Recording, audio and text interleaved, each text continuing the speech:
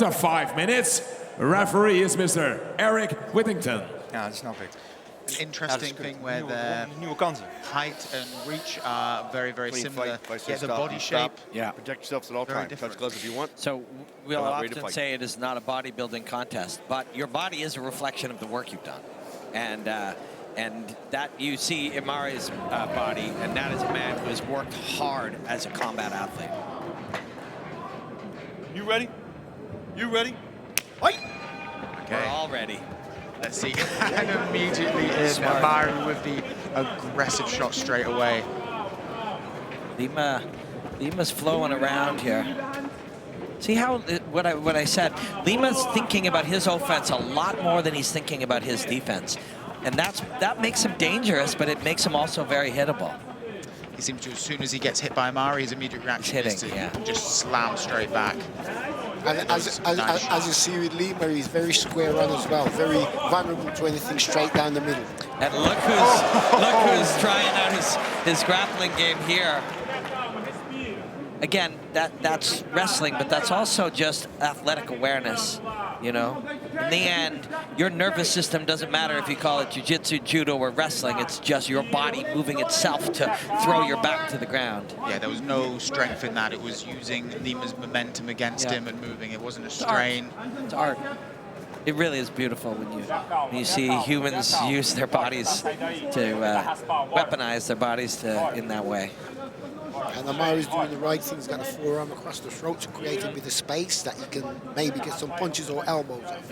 And he'll take, forearm there to open him up, or he'll go his open hands into the armpit or the bicep. There's a triangle that's flying up here.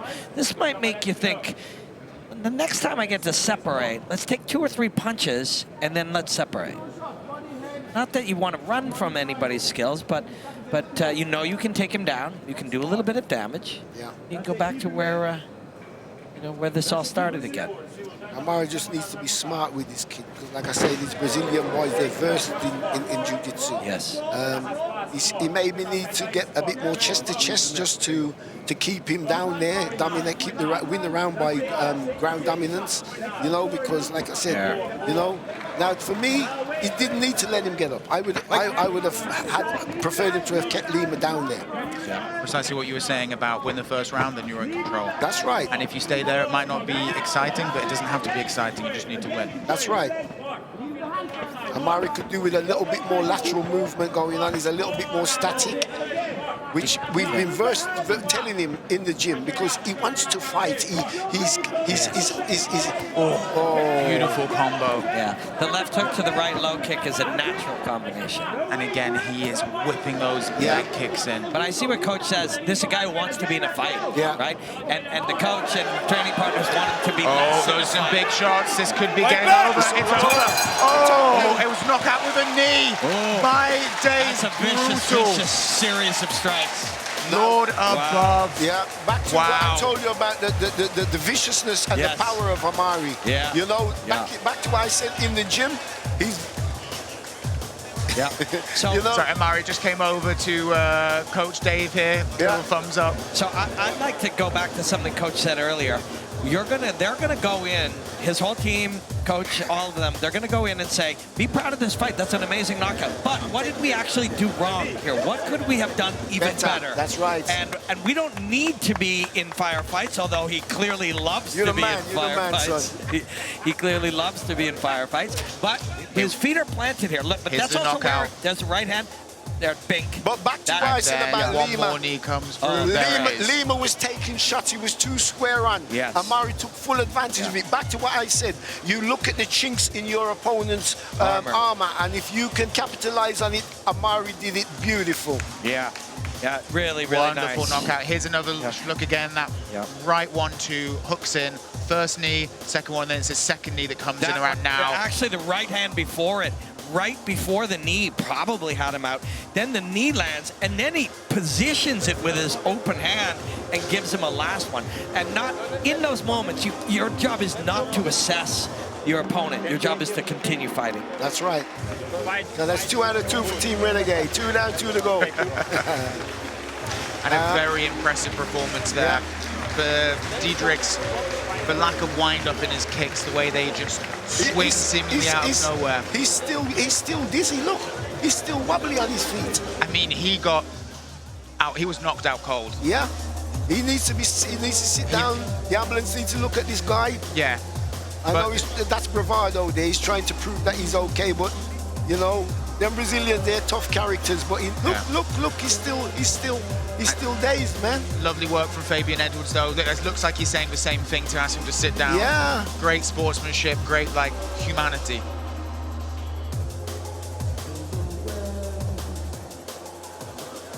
Look, he's still groggy. Yeah, look. his team should be looking at him. Yeah, the medics need to get this kid and check him out ASAP.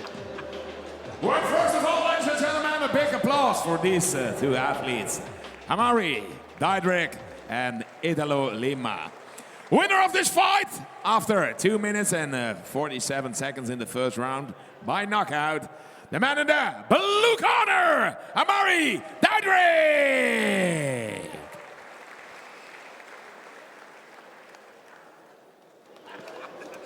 Thank you both, gentlemen, for a great fight. Ammari, I saw you at the hotel with some family members and some kids. You're just enjoying your day. You come out, you're just chill and relaxed. Then when it's time to get violent, you're ornery man. That's what it's about. At the end of the day, it's about being cool, calm, and collected. So if you've got a solid team around you, and you know you're training hard, so there's no need to be stressed. At the end of the day, we know what the situation is. We know how to control it, we understand it, and we go from there.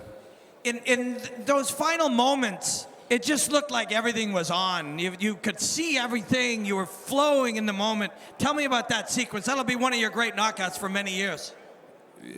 With every fight, you just gotta feel it out, warm up, get into it, understand your opponent, see how he moves, how hard he hits, how he throws. So once I understood that, once I felt comfortable on the ground as well, it was time to unleash him. That's exactly what we did. Yeah, you'll go back and look at that, and you'll always be proud of that one in your body of work in the past and to come. Just take this moment, thank anyone you like. At the end of the day, like I said, I've got to thank my team. Fourth Dimension MMA back in Nottingham. My family here, Renegade Boys. My corner team, Ben, Fabian, Kane. My family, my management team. So we've got a lot of people, man. Congratulations, man. It was a wonderful performance. Your winner, Ammari Diedrick. An excellent fight, a fantastic performance. Yeah. So back to what I said earlier about this show now, all these fights, they have been, even we've had some early stoppages, but